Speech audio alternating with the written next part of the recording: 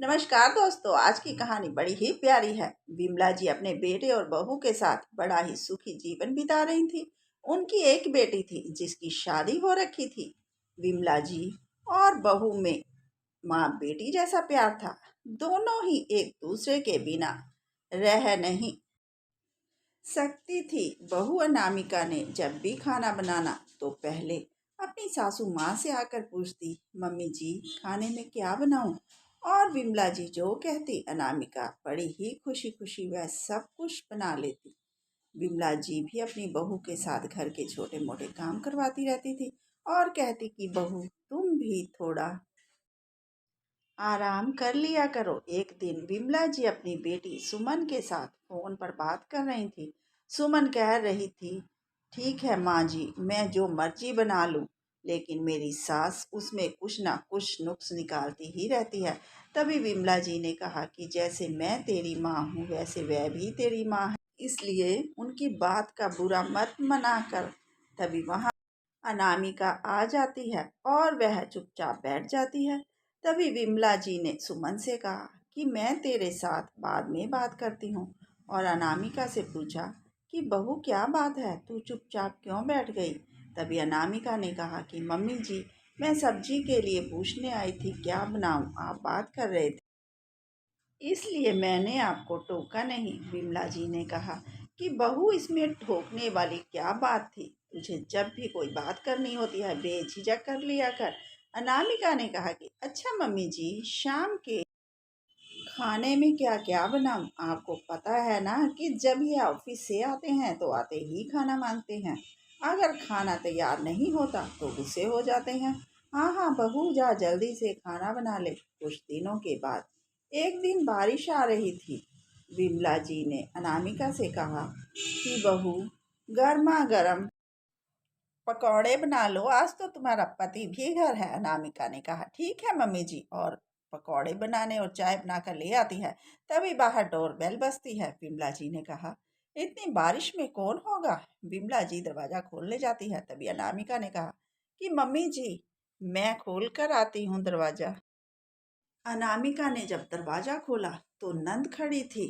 अनामिका ने कहा कि दीदी आप इतनी बारिश में आई हैं। सुमन अंदर आते ही अपनी माँ के गले लगकर रोने लगी और बोली कि माँ, जब तक मुझे कोई लेने नहीं आएगा मैं नहीं जाऊंगी माँ। और भाई ने पूछा कि क्या बात है? सुमन ने कहा कि मैं सारा दिन काम करती हूँ फिर भी मुझे कोई प्यार नहीं करता, हर वक्त सास डांटती रहती है। जिसे सुनकर विमला जी और उनके बेटे को बुरा लगा। भाई ने कहा मैं कल ही जाकर तुम्हारे घर बात करता हूँ।